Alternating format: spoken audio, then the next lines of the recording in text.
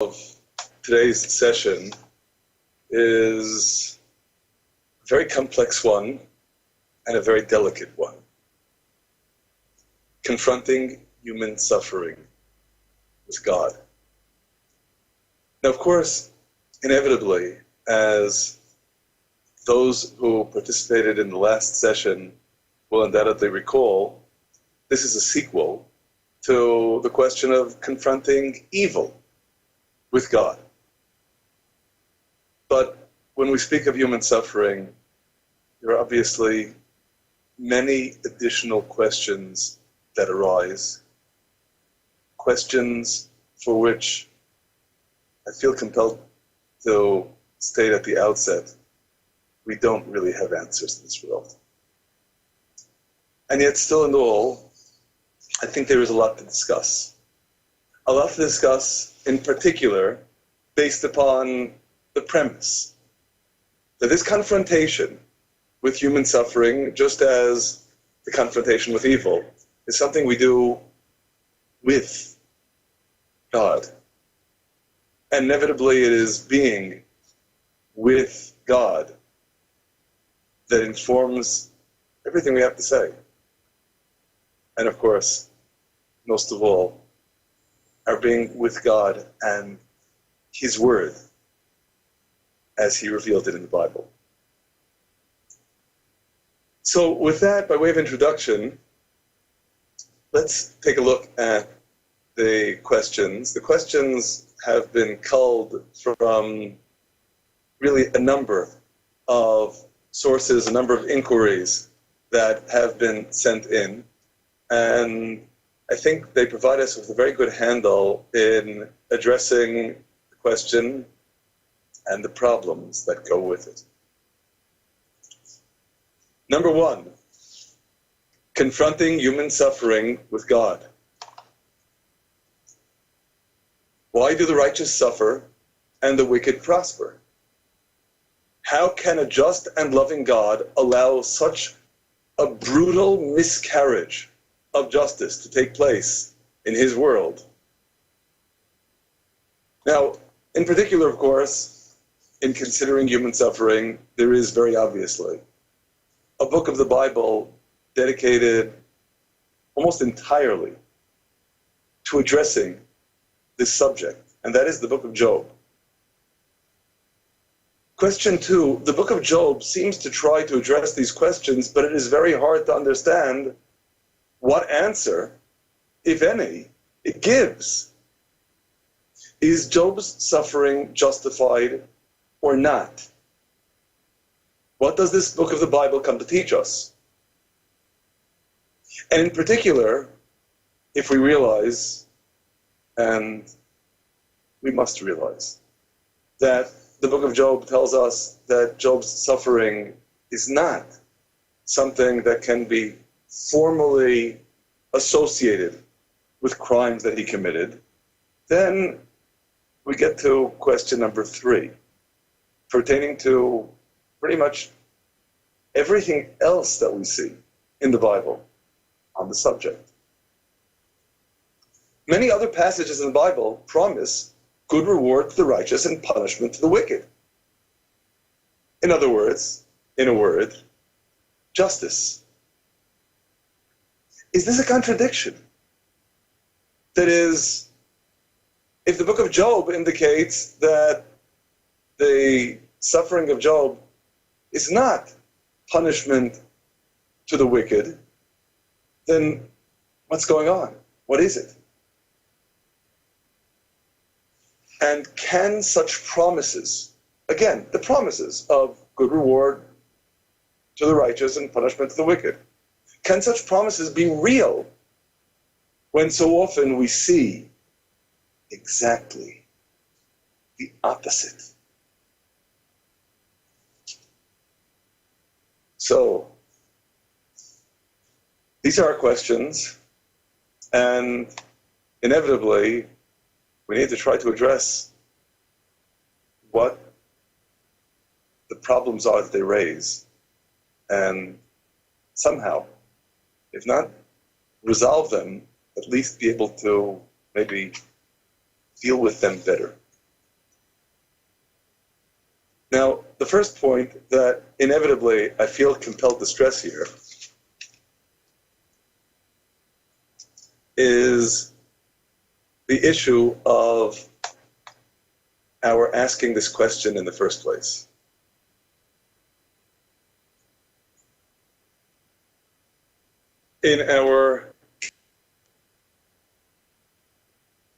The first prophet whom we cite here is Jeremiah. In chapter 12, in verses 1 and 2, Jeremiah complains to God of the wicked people with whom he needs to deal. Right would you be, O God, were I to contend with you. Yet I will reason with you. Wherefore does the way of the wicked prosper? Wherefore are all they secure to deal very treacherously? You have planted them. They have taken root. They grow. They bear fruit. But you are near in their mouth and far from their reins, from their innards. Why do you give them such prosperity? And of course, similarly, the message of the book of Jonah in chapter 4 is essentially precisely this. The people of Nineveh, argues Jonah, are still basically wicked. They don't deserve the reprieve that God is giving them. And so, in chapter 4, verse 2, Jonah prays to God, I pray, O Lord, was not this my saying when I was yet in my own land? Therefore I fled beforehand to Tarshish. For I knew that you are a gracious God and compassionate, long-suffering and abundant in mercy, and repents of the evil. And Jonah is so disturbed by the prosperity of people who don't deserve it, he asks to die. Therefore now, O God, take, I beseech you, my life from me, for it is better for me to die than to live. Certainly we see the prophets, Abraham, Jeremiah, Jonah, troubled by these very issues.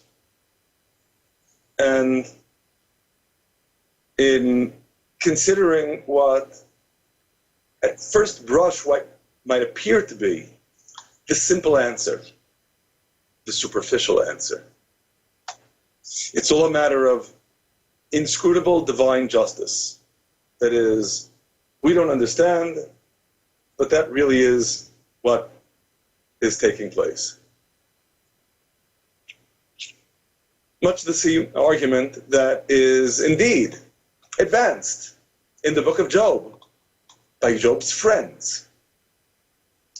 In chapter 4, in verses 6 and on, we read the argument of his friend Eliphaz, who says to Job, is not your fear of God, your confidence, your hope, the integrity of your ways?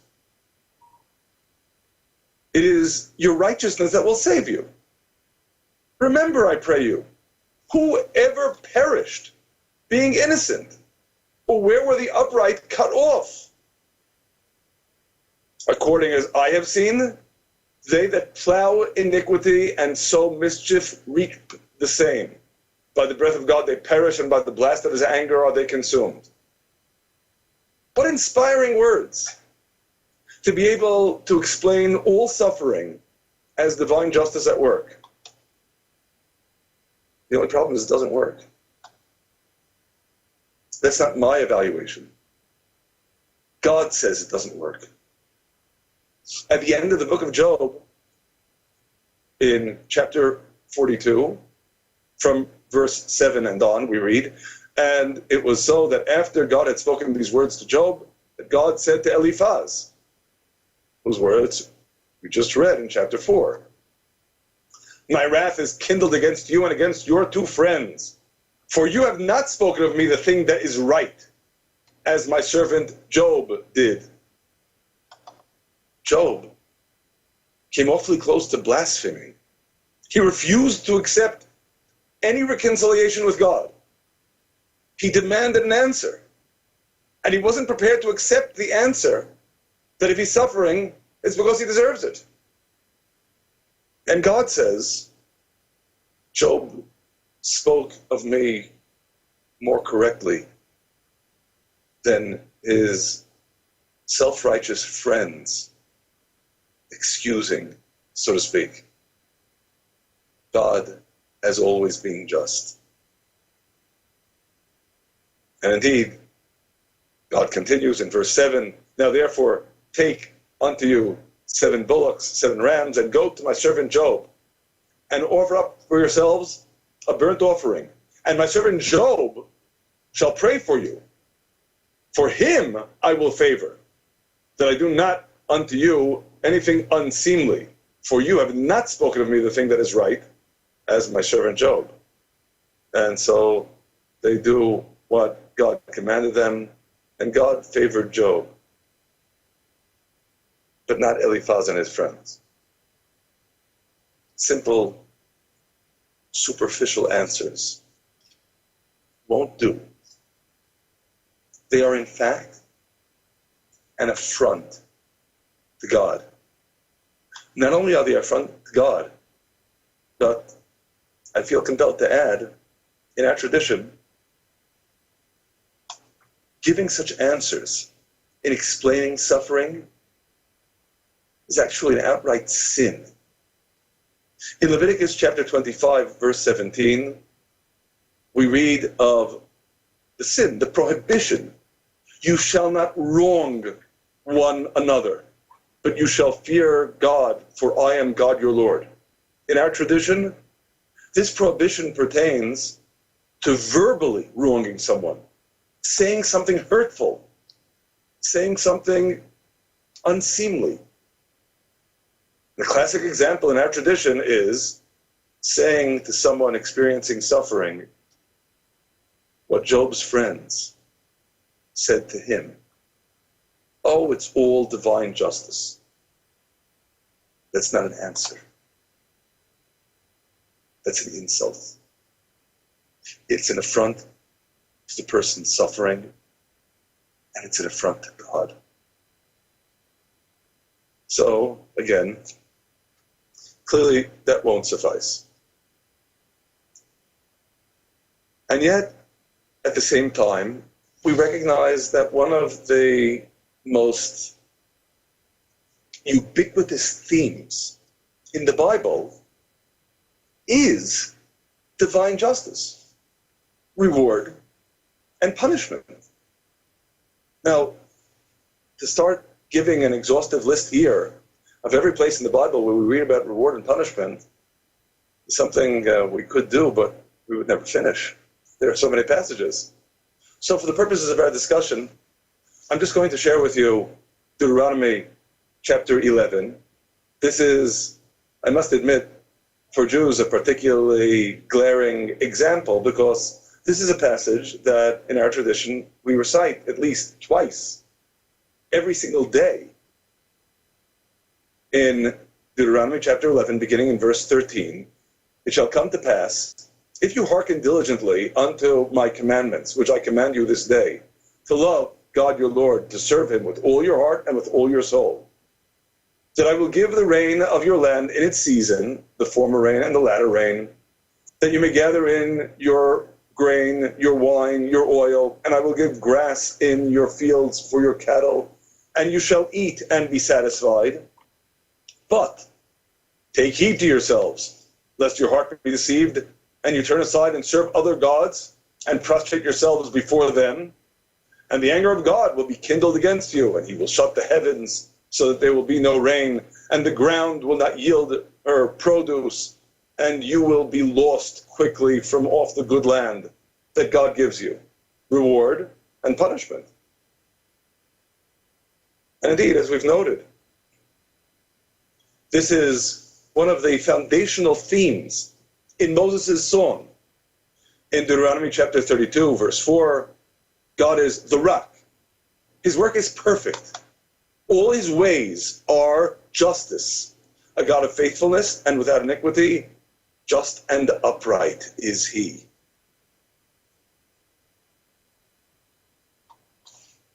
So, of course, inevitably, the first question that we cannot help but address here is that question that we saw about a seeming contradiction. You have a book of the Bible, the book of Job, that seems to indicate that what's happening does not conform to rules of reward and punishment, because after all, Job is explicitly described as a righteous man. And then you have all these passages, of which the two examples in Deuteronomy are merely a brief sample, that speak of everything in terms of reward and punishment. So what are we to do? How do we understand the Bible's message here? What's taking place? Of course, inevitably, when we consider the tension between these sources, the key, much as we might prefer to avoid it, lies in recognizing just how limited our perspective is. Perhaps a good way to address this observation first is by considering a relatively familiar Hebrew word, certainly for all the Hebraic scholars there among you, and that is the Hebrew word olam. Olam in the Bible means everlasting or forever, as in Genesis chapter 21, verse 33, Abraham planted a tamarisk tree in Beersheba and called there in the name of God, the everlasting God. Likewise, in Exodus chapter 3, verse 15, here it is God who is speaking. God said, moreover, to Moses, thus shall you say to the people of Israel, God, the God of your fathers, the God of Abraham, the God of Isaac, the God of Jacob has sent me to you. This is my name forever. Forever in the Hebrew, le'olam, and my memorial unto all generations. The reason I'm calling our attention to this word is because while in biblical Hebrew it means forever, everlasting,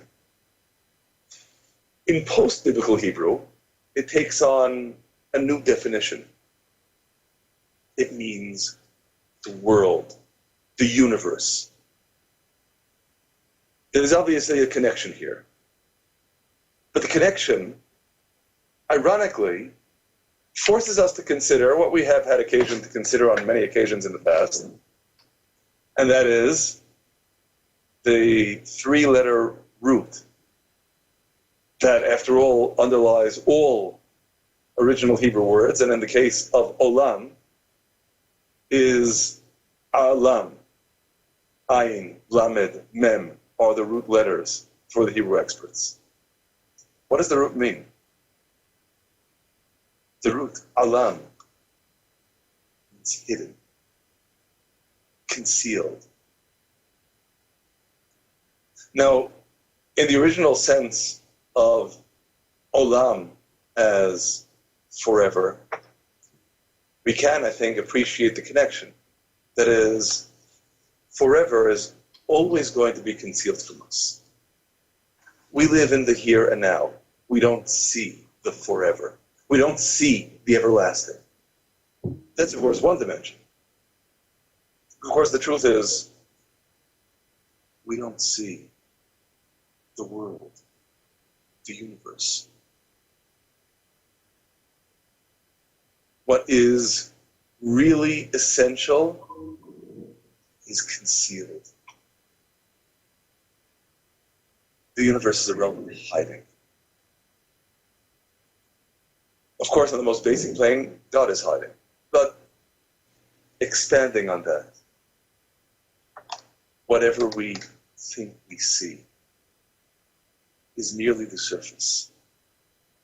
Underneath it all, it remains an enigma for us.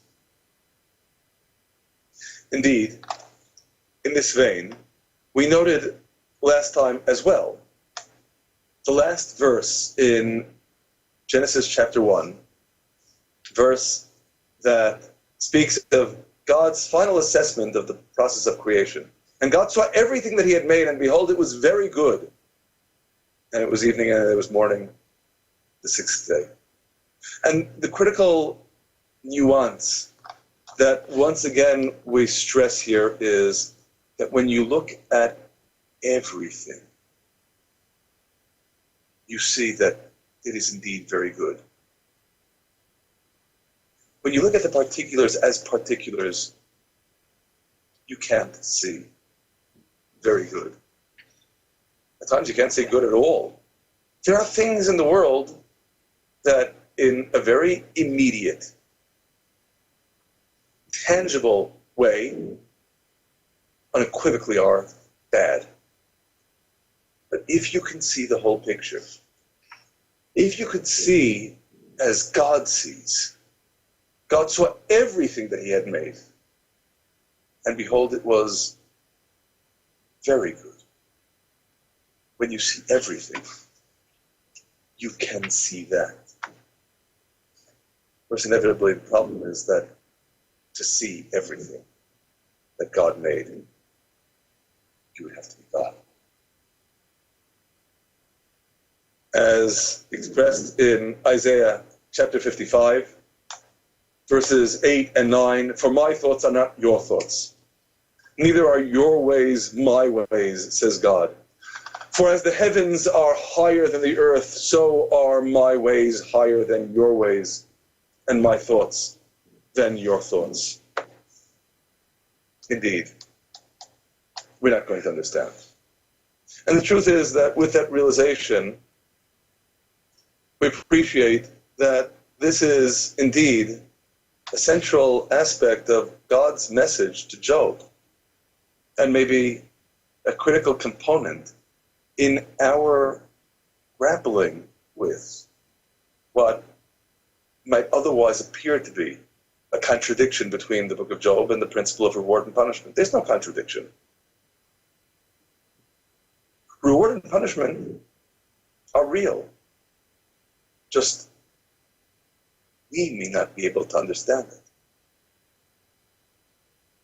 In Job chapter 38, beginning in verse 1, "Then God answered Job out of the whirlwind and said, Who is this that darkens counsel by words without knowledge? Gird up now your loins like a man, for I will ask you and declare you unto me. Where were you when I laid the foundations of the earth? Tell me, if you have understanding. Who determined the measures thereof, if you know? Who stretched the line upon it? Whereupon were the foundations of it fastened? Who laid the cornerstone of it?"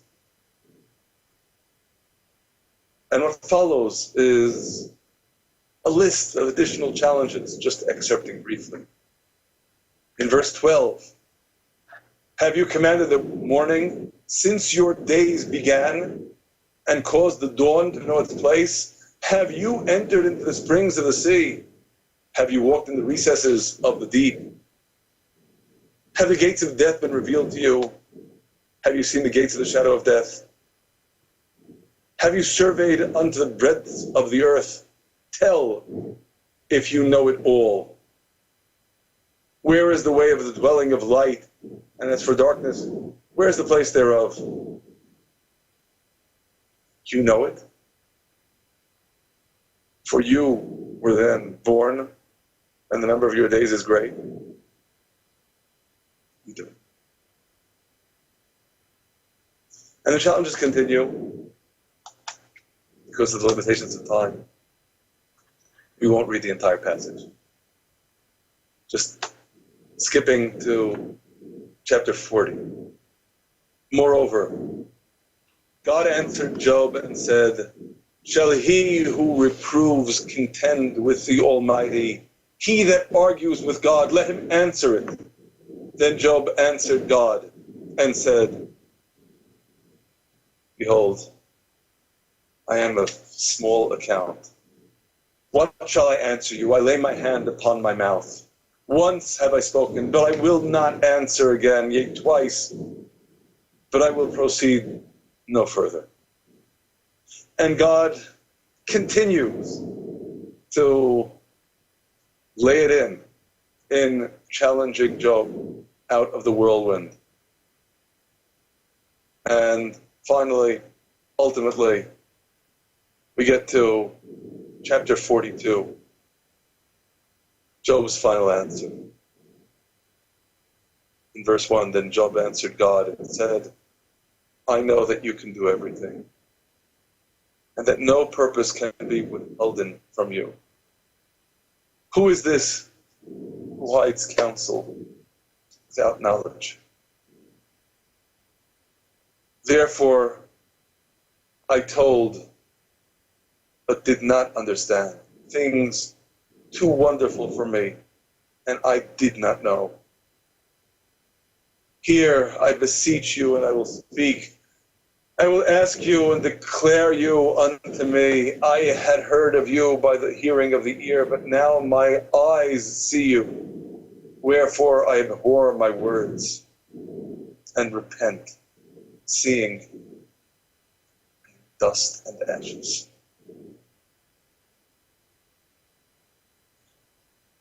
We think we understand.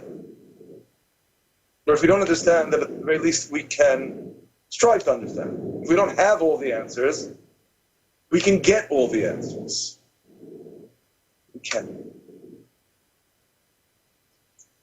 Our pretensions of omniscience, our thinking that we can know all,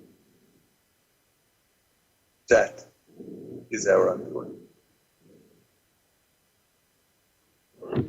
Now, when we consider more specifically what that means, wherein our problems lie. Of course, on the most basic plane. When we speak about God, it is axiomatic by definition. We speak of one who transcends the bounds of time and space. We transcend. We are limited by time and limited by space.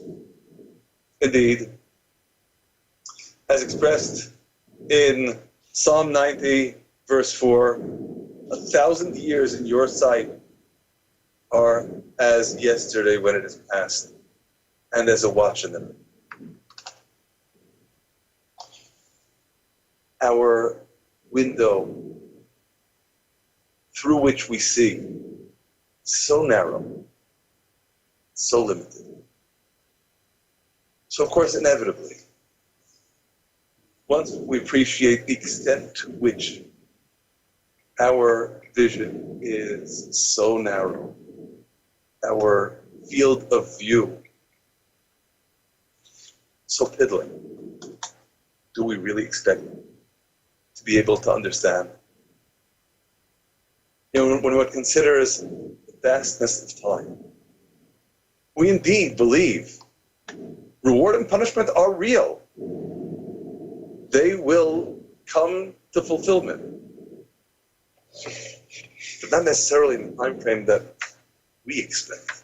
I feel compelled to share with you a brief passage from a poem by a very well-known American poet of the 19th century, Henry Wadsworth Longfellow, Retribution. Though the mills of God grind slowly, yet they grind exceeding small. Though with patience he stands waiting, with exactness grinds he all.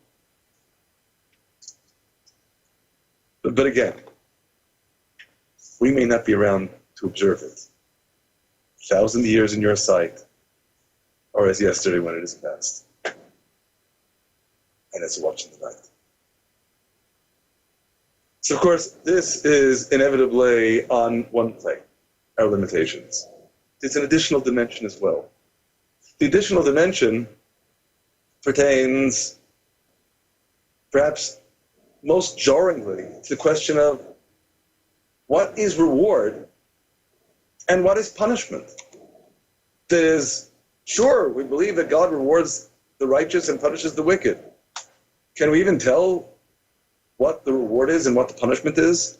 In Ecclesiastes chapter 5, in verse 12, we read, "There is a grievous evil which I have seen under the sun, namely, riches kept by the owner thereof to his hurt. And those riches perish by evil adventure, and he will beget a son who will have nothing in his hand." So there can be riches. And while we may superficially think those riches are a blessing, in fact, they're a curse.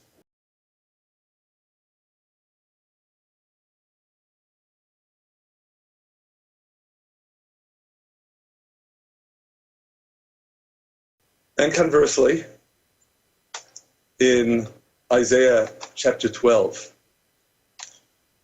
in verse 1, "In that day you will say, I will give thanks unto you, O God, for you were angry with me. When your anger is turned away, you comfort me. Behold, God is my salvation. I will trust and will not be afraid. For God, the Lord, is my strength and song, and he has become my salvation." Now, this is a rather strange turn of phrase, and indeed in many translations it's somewhat different. But the simple reading of the Hebrew is, "I thank you because you were angry with me." What is it talking about? And I feel compelled to share with you an insight in our tradition that's accompanied by an anecdote, a story. It's a story that I'm sure on many levels is both familiar with all of us and a source of great vexation. The story is someone who was on his way to a really important business trip, a voyage by ship, and something happens, he hurts his foot, he misses the boat, and he's convinced God's out to get him. He's just suffering. All the opportunities that he had anticipated, lost. What punishment? Until sometime afterward, he learns that the ship went down at sea. All hands on board. And of course, then realizes that what he had thought was punishment was in fact reward. It was blessing. So if you can't tell what reward is and what blessing is, what punishment is and what cursing is, can you really evaluate what's going on in the world? Our perceptions are so limited. To just share with you in brief, I think we've discussed this at other opportunities as well. The narrative in the 7th chapter of the book of Esther, where, on the face of it, after Haman is unmasked as the enemy, Esther is in the worst possible predicament imaginable. Because after Esther says, in chapter 7, verse 6, "An adversary and an enemy, this wicked Haman," the king gets up and leaves. The king arose in his wrath from the banquet of wine and went to the palace garden. And Haman was left there with Esther. And if you just look at that episode, that frame, if you will, what's happened to Esther is the worst possible scenario. She's left there alone with the enemy.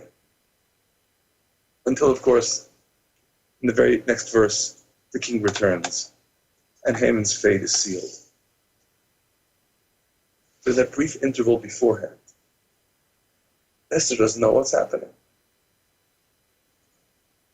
Now consider that our entire lives may be encapsulated in that brief interval. 1,000 years for God are as the yesterday that has passed. We don't see. We think the king is gone. We think he's just disappeared. We see the wicked prosper. We see the righteous suffer. We see a very, very small part of a vast picture. So, of course, at the very least, on that plane, we appreciate the message of the book of Job and what God says to Job at the end. You just can't see the whole picture. Maybe, perhaps, that is the message also in Exodus chapter 33, verse 23. When God explains to Moses that he cannot see God's essence, he won't be able to see God, as it were, while alive in this world. God gives Moses an alternative level of understanding. He says, I put you in a cleft of the rock.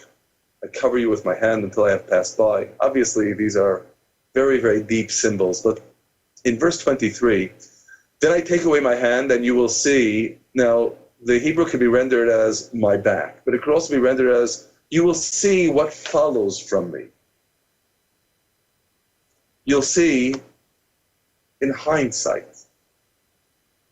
You'll understand in retrospect. But my face cannot be seen.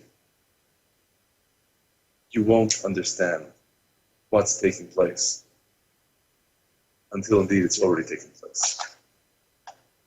Now this is all what I would describe as level number one. Level number one, again, is recognizing our limitedness. But there's an additional dimension that I think we need to consider. And that is, when we ask the question, why bad things happen to good people, good things happen to bad people, what we really need to do first is to define our terms specifically. What is good? And of course, in defining the good, I feel compelled to remind you of something that we have discussed on many occasions in the past, and that is the definition of the good that we get from Asaph at the end of Psalm 73 in verse 28. As for me, the nearness of God is my good. That's not a prayer, it's a definition. The way I define good is being close to God. Now let's consider what that means then in the enigma of suffering. What that means is the criterion of the good is not going to be material prosperity. The criterion of punishment is not going to be this worldly vexation. There'll be an entirely different way of evaluating. And maybe on that plane, indeed, as well, we consider what God says in Exodus chapter 33, indeed, right before the passage that we read earlier on the page. In verse 19, God said, I will make all my goodness pass before you and will proclaim the name of God before you. And I will be gracious to whom I will be gracious. And I will show mercy on whom I will show mercy. I have my considerations. You may never understand them.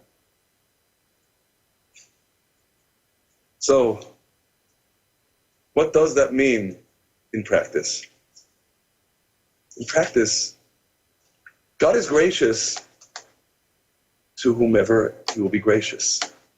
And God's grace is dispensed freely by God to everyone who can benefit from it. But here's the rub. We might think that material prosperity is the best thing for us. Are we so sure? Remember the verse that we saw in Ecclesiastes chapter 5 about wealth being for a person's earth? And more generally, while we could appreciate that those individuals who are indeed operating at such a level of closeness to God can receive God's blessings, can receive God's gifts, and not in any way be adversely affected, we appreciate that there are people who aren't that close. What do they need to get closer? We have an expression in English, cognitive dissonance.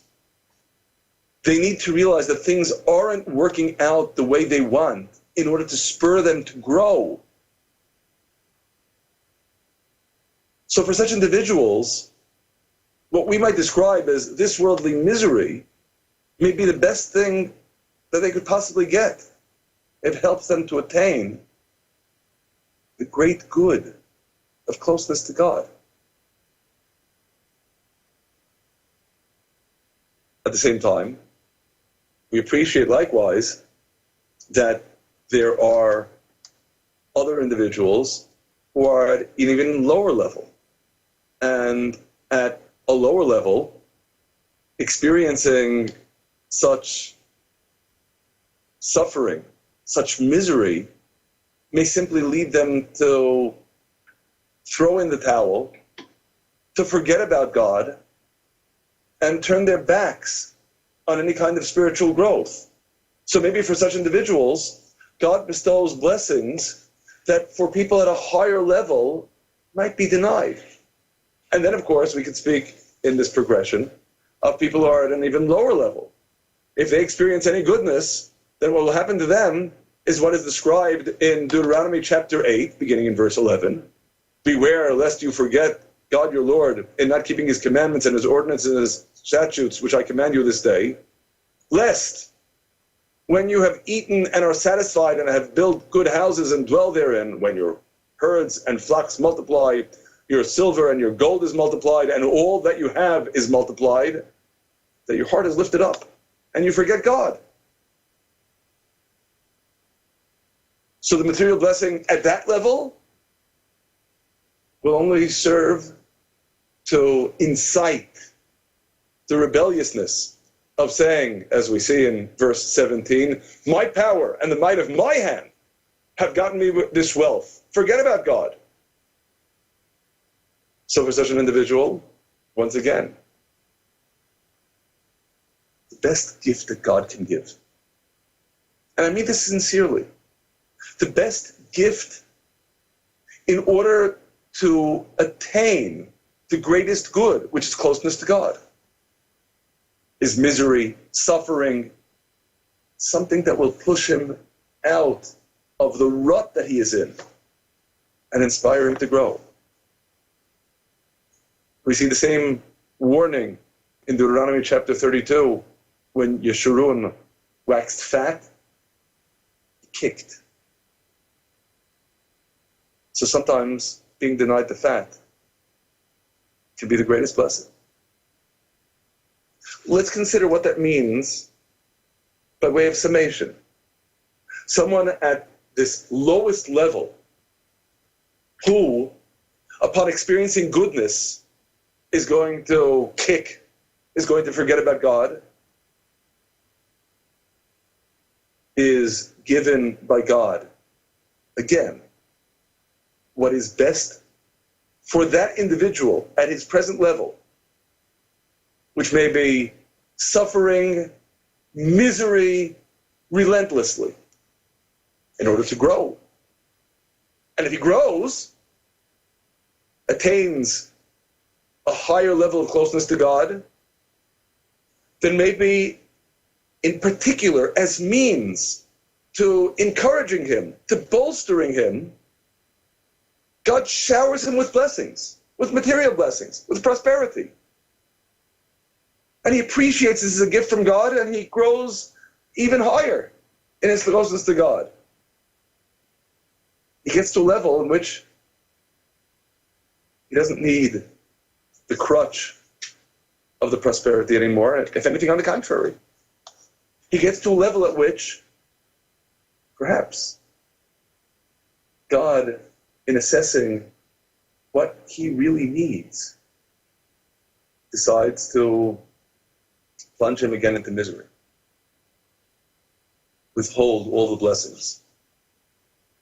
Because once he gets to a high enough level, we want to spur him to not become complacent, to keep on growing, to keep on coming closer and closer to God. So, to the external observer, makes no sense. When he was at the lowest level, he experienced misery. Now at the higher level, he experiences misery. In the middle, he experienced God's blessings, and now he doesn't anymore. But there's a rule at work, just a rule that we would be hard-pressed to understand or even discern.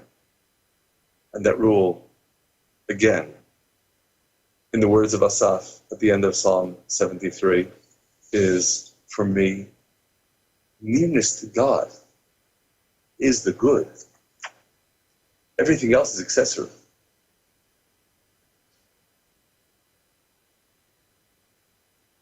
There is an additional dimension in this progression as well that we should also stress. And this is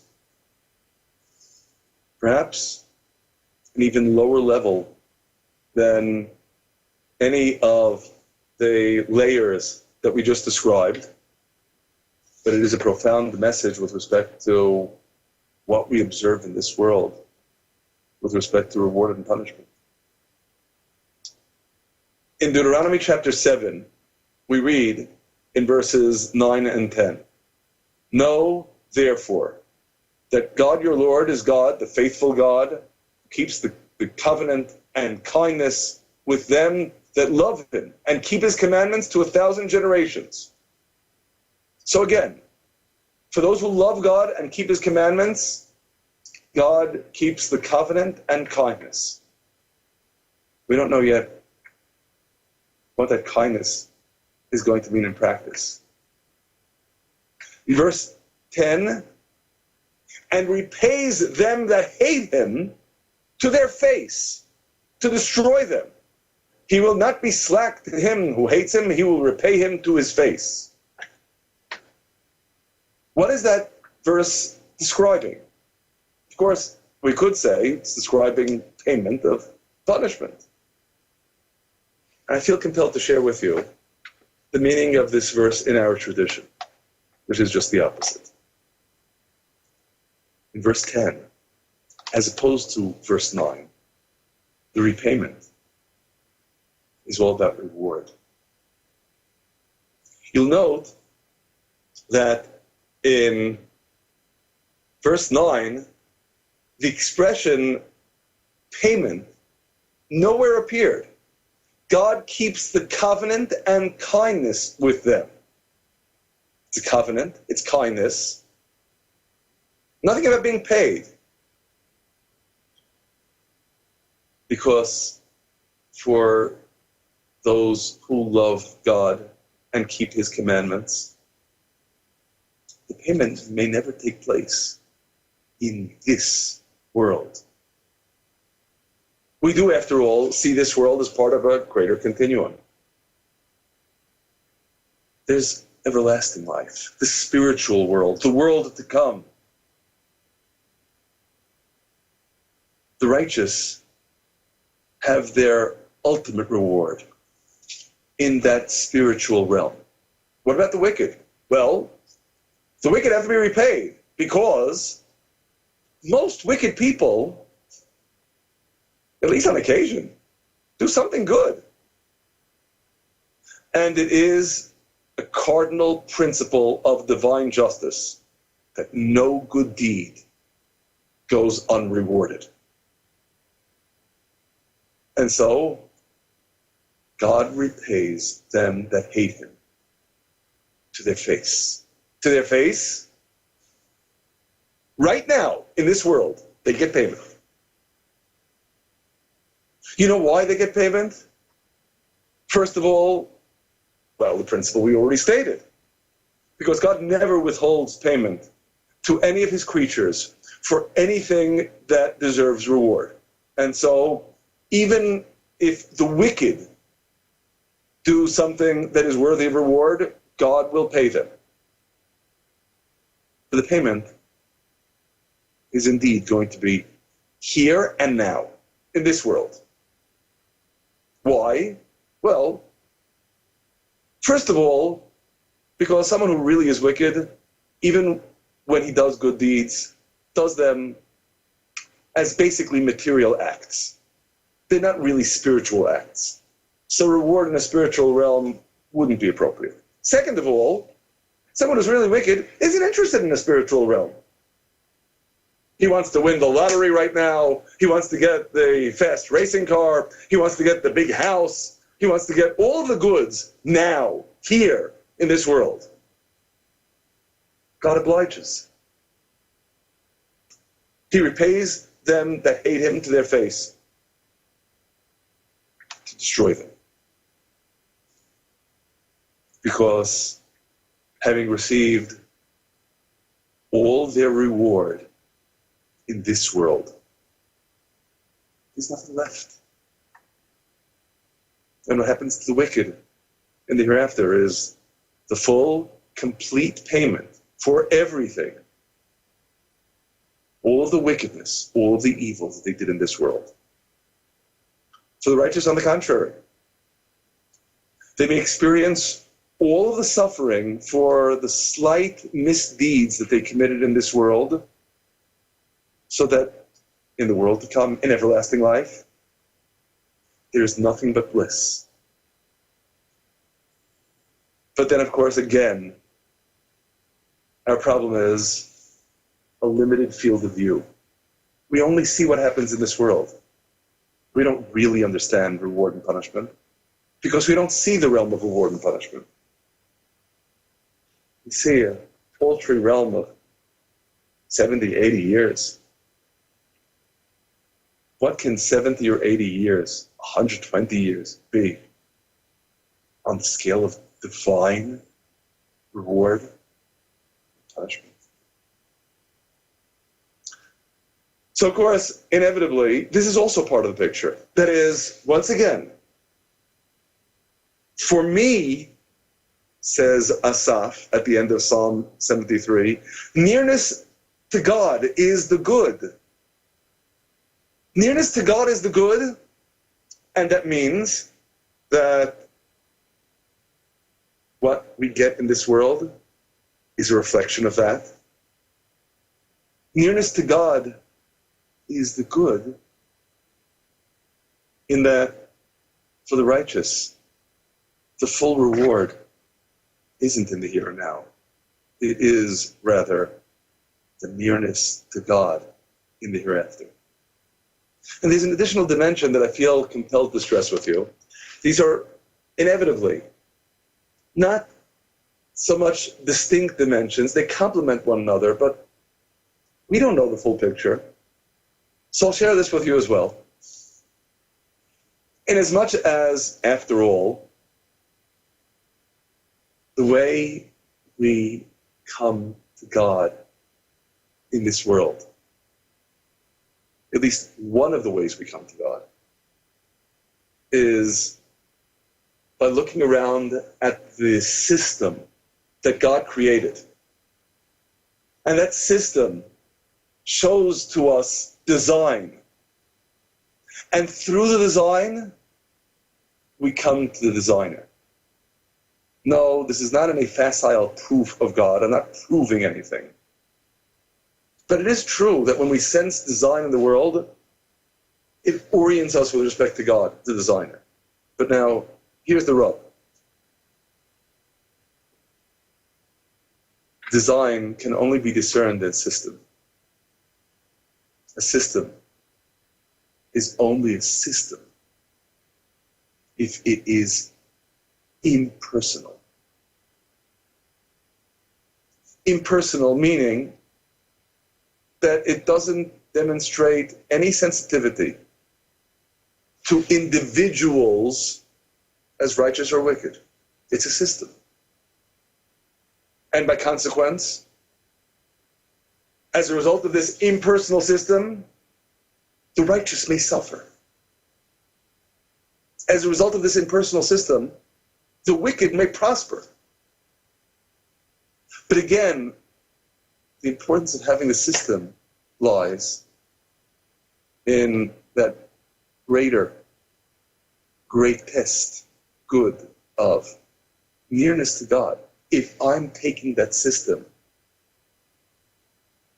that design, as means to connecting with the designer. For the wicked, of course, we already saw. The wicked will simply say, my might and the strength of my hand made me this great host. The system is irrelevant to the wicked. All that's relevant to the wicked is themselves. For the righteous, the system is means for connecting with the one who created it. And that too, irrespective of this worldly blessings or this worldly suffering. It's part of, for me, nearness to God is the good. It's all about that ultimate good. That ultimate good that comes from closeness. There is an additional dimension that I feel compelled to share with you in this regard as well, and that is part of nearness to God means recognizing that we each have a unique opportunity to draw near to God in our lives, in this world. No two people are created with the same mission because no two people are created with the same challenges. And it is specifically by grappling with those challenges that we come to God. Now, in considering those challenges, some people come into the world with grievous handicaps. This isn't by any means an attempt to explain why, because we're not going to understand. But with the realization that that's what's happening in the world, what we certainly appreciate is someone overcoming a handicap and finding that nearness to God as a unique mission, is singing, as a result, a unique song of praise to God that no one else has ever sung or will ever sing in his stead. And when we consider what those challenges imply, it's not at all obvious what kind of challenge is preferable, what kind of challenge is best to be avoided. Just consider in Proverbs chapter 30, in verses 7 and on, the way the author of Proverbs relates to different challenges. 2 things have I asked of you, deny me them not before I die. Remove far from me falsehood and lies. Give me neither poverty nor riches. Feed me with my allotted bread. Neither poverty nor riches, lest I be full and deny and say, who is God? Or lest I be full poor and steal and take hold of the name of God. And either alternative is bad. But either alternative is then an opportunity, a challenge. And that's really what life is all about, isn't it? The challenge of coming near to God. I feel compelled to share with you in this regard also another verse in Ecclesiastes chapter 5, verse 11. Sweet is the sleep of a laboring man. Whether he eats little or much, but the satiety of the rich will not suffer him to sleep. Sweet is the sleep of a laboring man, in our tradition, alludes to the final sleep. Sleep at the end of the road, after we leave this world. But again, everyone has a unique mission. Sweet is the sleep, whether he eats little or much. What really matters isn't the goodness as we might like it, as we might want it. What really matters is the connection, the fulfillment of the mission that enables us to feel the nearness of God. And it's on that plane that I'd just like to conclude. Not really so much with an answer, because we don't have an answer, but nonetheless with an observation. King David in Psalm 4 notes in verse 7, many there are that say, oh, that we could see some good. God, lift up the light of your countenance upon us. And King David's response to that is, you put gladness in my heart, more than when their grain and their wine increase. Gladness, happiness is something of the heart. It's something internal. It's a transformation.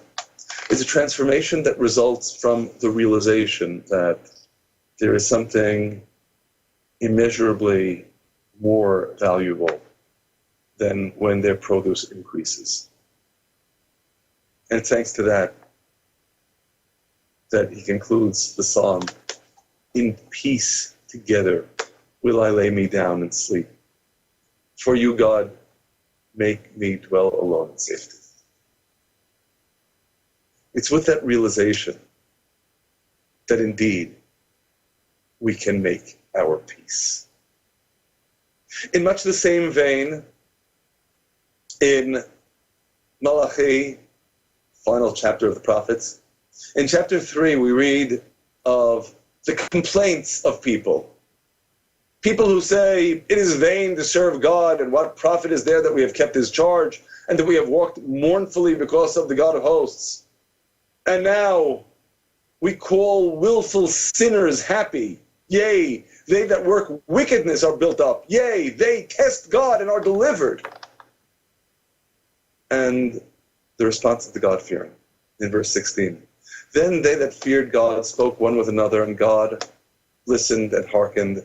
And a book of remembrance was written before him for them that feared God and that thought upon his name. Everyone is shouting their protests out there. And the truth is they have good questions.